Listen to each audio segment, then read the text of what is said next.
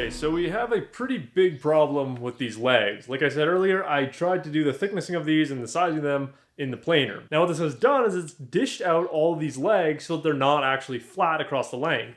I think it's also put a little bit of twist in them just because my planer sucks. So I've mentioned this before in videos, I don't recommend this rigid planer for anyone who actually wants to take woodworking seriously. I bought it a couple of years ago now when I was just getting into it. I didn't really know that much about equipment or machinery, and when I had some trust in the rigid brand. So the problem with this planer is two things. Over the length of the blade, it doesn't cut flat to the parallel to the bed. So over a narrow piece like this, if I pass this piece straight through, it would probably be fine. Most of our pieces come out just fine out of the planer. And so on all my leg pieces, it did two things. This face is for some reason not flat. I don't know if it's just the thickness of the stock or something to do with the machine itself. There's also a dip right in the middle, so all of our pieces are kind of high on one end, dip down to a low point, and then dip up on all four sides. So it's consistent enough that it's clearly an issue with the machine and not something that's wrong with, any other of the combinations of things I could have in the shop.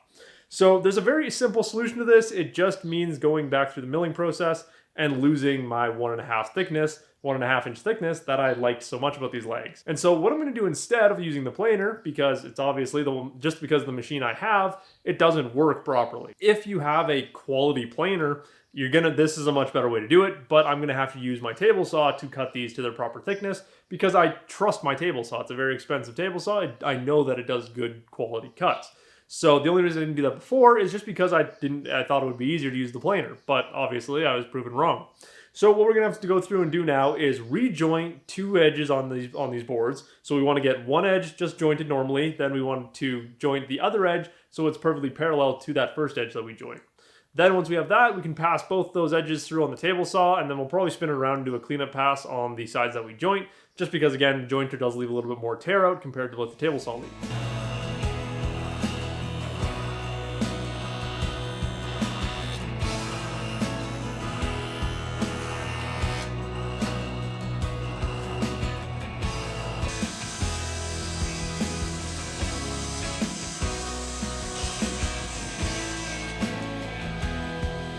And so now all the leg pieces are all perfectly square, flat, and the way they should have been from the get-go.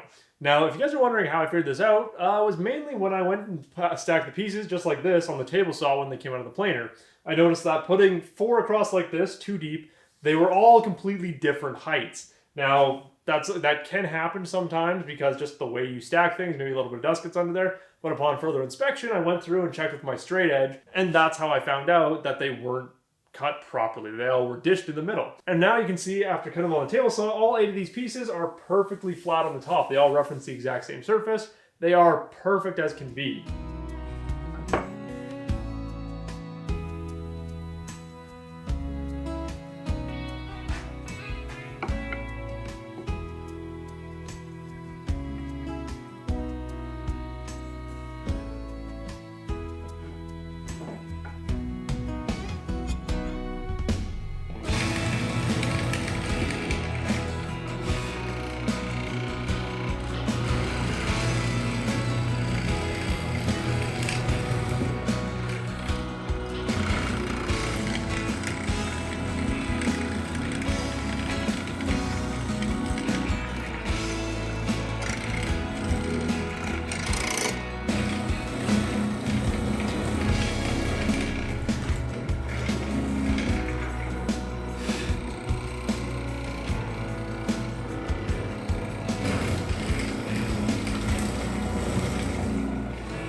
Alright, so I've got all the mortises cut that follow the grain direction or the direction of the piece.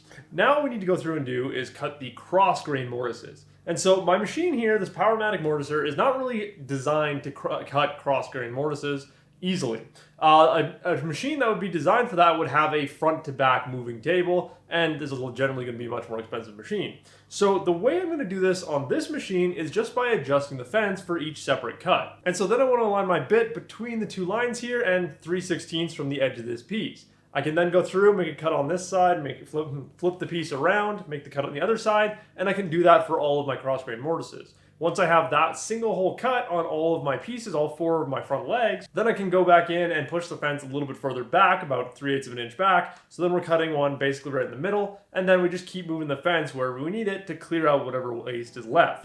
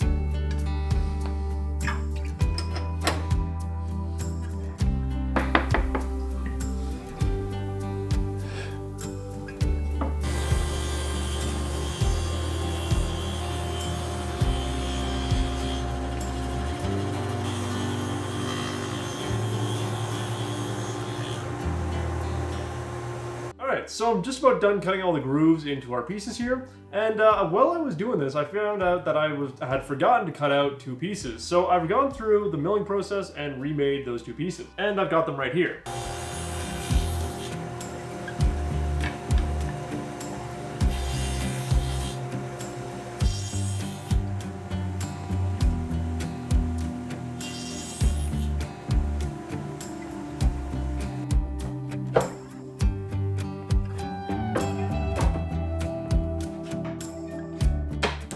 Alright, so we got all of our structural mortise and tenon joinery together, but we currently have one big problem. We can't actually put the whole case together because our tenons are interacting with each other inside of the piece of the leg pieces. And so what I mean by that is that we have a mortise here and a mortise on the other side, and they're just hitting each other. They can't go into the full depth. And so all we need to do is go in and just put a simple miter on those tenons to make sure that they can actually interact with each other. So with all of our main structural pieces together, we can now start working on all our individual dividers. So like I mentioned earlier, there's going to be 1/4 inch tenons just to make them fit into the 1/4 inch groove that we already cut into all these pieces for our floating panels. And so the purpose of these dividers is not to create any more strength in the case here. The whole point of them is just they're completely decorative. They don't need to be super strong. They don't even really need to be that well attached or put together. They just need to have something to hold them in place and align them.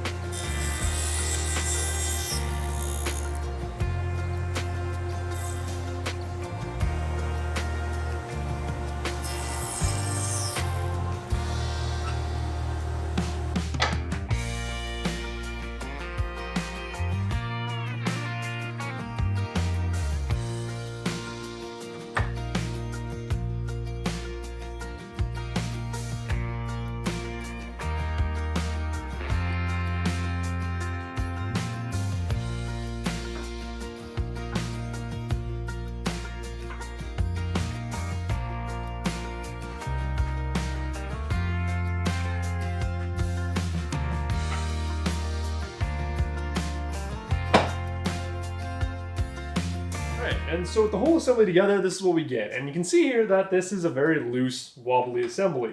Now, this is only because we don't have anything actually holding any of these together. Again, you have to remember that we're doing loose tenon joinery here because we don't want to break out this white oak.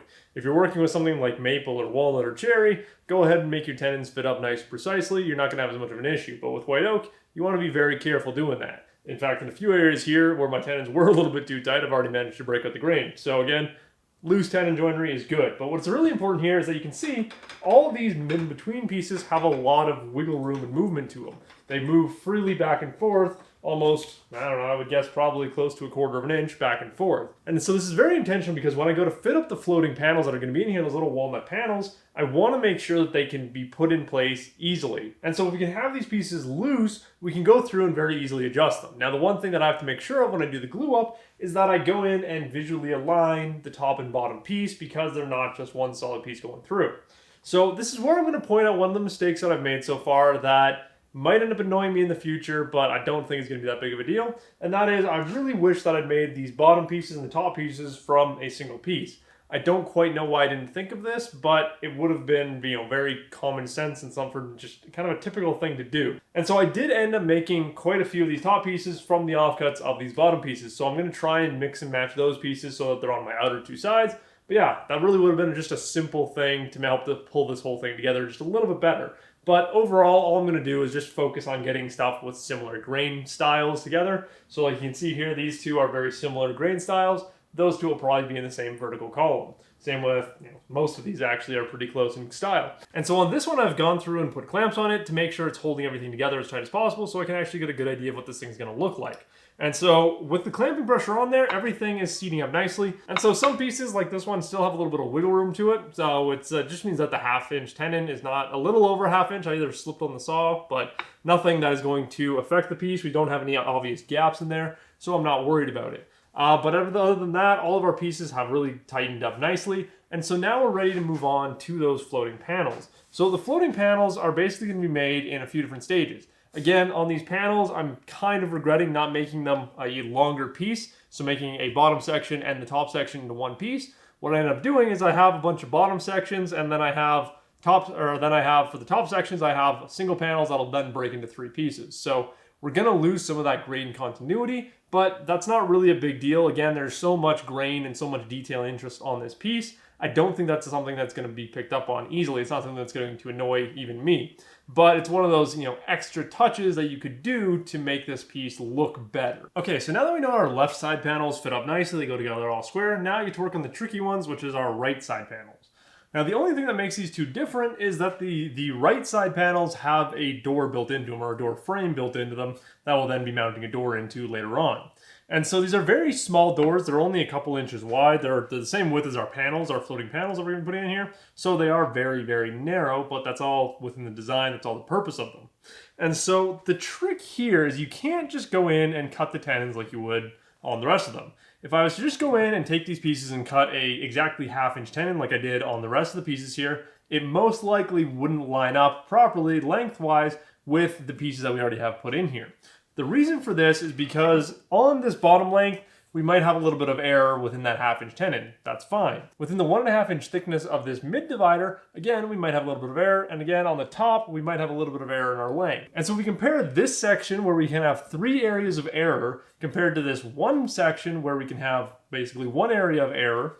We don't want to try and perfectly match the tenon size and all that based off of these other pieces. And so what you want to do is you want to put it together in a dry fit up like I've got here. And you want to make sure it's under clamping force. Before, when I was actually fitting these up, I had the pipe clamps going along the length of this to make sure that everything was pulled together nice and tight. And so what you want to do when you have it fit up like this is you just want to go around with a square and just check all your parts. Everything should be as square as it possibly can be, and then you know you're going to be fine. If anything is super out of square, now is your time to correct it before you start to fit up these other pieces. And so after checking everything to square, I then went in and fit these tenons specifically into this space. So they were pretty dang close to the 1/2 inch tenon that was on everything else. So what I ended up doing is on the top side of both of these pieces, they have the same 1/2 inch long tenon as on the rest of these.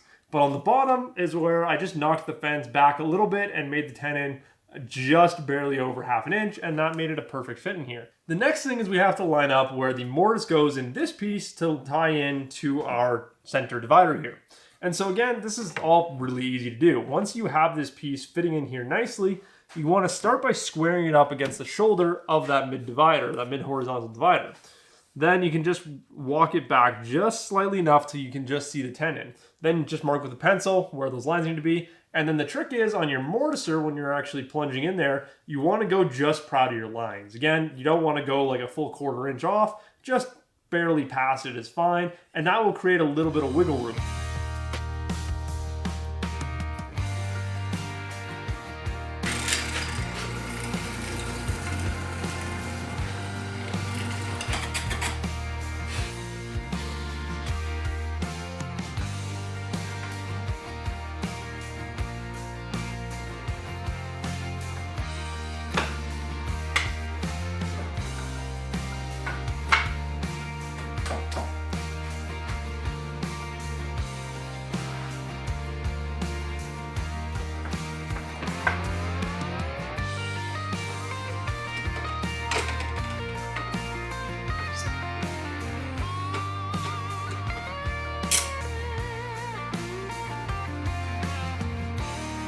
And just like that, we now have our whole side panel fitted up with space for a door in here.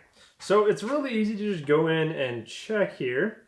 So when I check with my square, I'm looking like it's at a little bit of an outward angle. So all I'm going to do is just tap on the very bottom of that there, and that should give me enough to get it perfectly square in there. And again, I can check it against the top somewhat easily. Yeah, we're square enough. And then, so again, checking all my corners, I'm coming out as perfectly square in that door frame. And so this is one of the reasons I really love mortise and tenon joinery, or I guess in this case, dominoes and dowels would give you the same, a similar result. Because what's really nice is they give a nice tight shoulder, and when you pull those shoulders together, it kind of references everything as square, even if it's not specifically being pulled together in a square fashion, if that makes sense. So all of our areas in here are nice and squared up, again, without really having to worry too much about it or make too many minor adjustments.